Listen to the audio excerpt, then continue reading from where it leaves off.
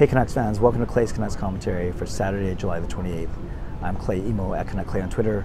I'm at Clayton Emo on Instagram, and I'm a founding member of the GLCPC, the good-looking Canucks Positivity Club.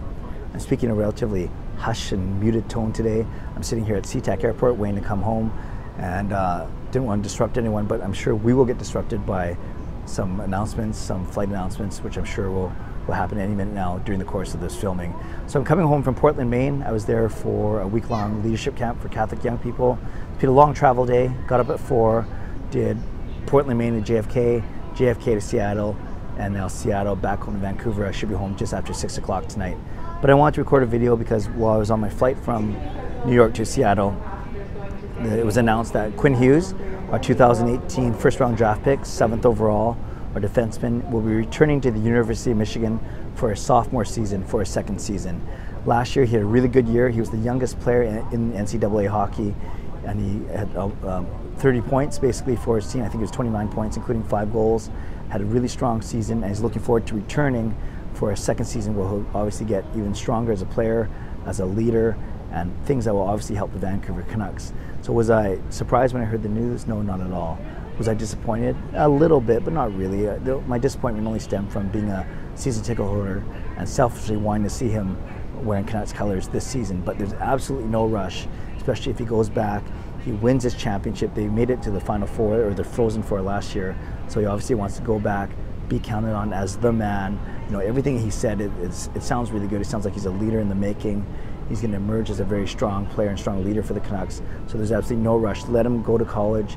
Let him hopefully win the national championship.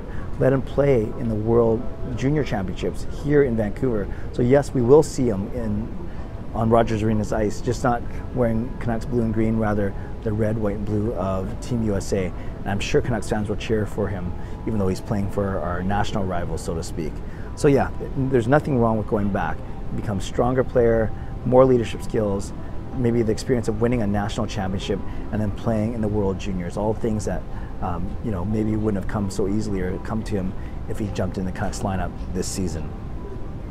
The other thing I was going to say is with the Canucks, from a practical standpoint, it would have been tricky and maybe hard for him to get in the lineup, or maybe he would have made the lineup, but it would come at the expense of someone else under contract. There's 8 Canucks blue liners under contract this year.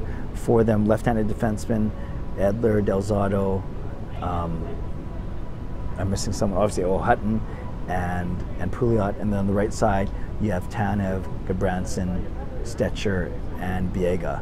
The interesting thing is next season, and I've talked about this in a previous video, next season 4 of those defensemen all come off the books, and lo and behold, there are 4 left-handed defensemen. So who knows about re-signing or trading or whatever happens, but basically the contracts run out for Alex Edler, for Michael Delzato, for Ben Hutton, and for Derek Pouliot. So those 4 players all don't have contracts for next season.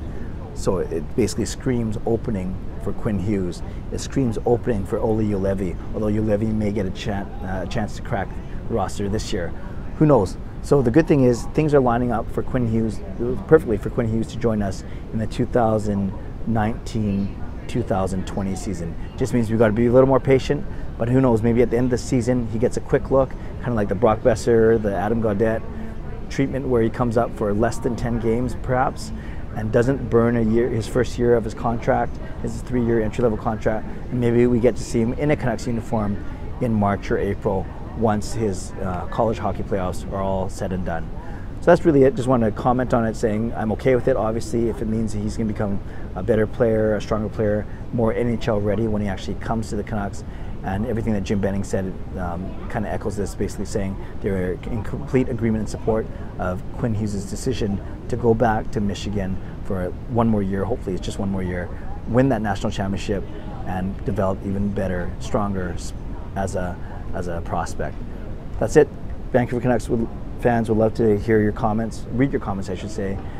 Put them below. I'd love to read, react, and reply to it. I'll do it as soon as I get home to Vancouver. But is it a good decision for Quinn Hughes? Is it a good decision for the Vancouver Canucks? Are you okay with the decision? Not like we have a choice as fans, but still, we'd love to hear what you think, and I'd love to reply to your comments. Subscribe to this channel if you haven't done so already. Give this video a like if you like what I'm doing, even if you could barely hear me on this one. My voice is cracking, as you can tell, and I can't wait to get back to regular videos, hopefully sooner as opposed to later. But I'm off for a three-week road trip starting next week, so I'll record and I'll publish and I'll post when I can. All right, have a great day. God bless, and go Canucks go.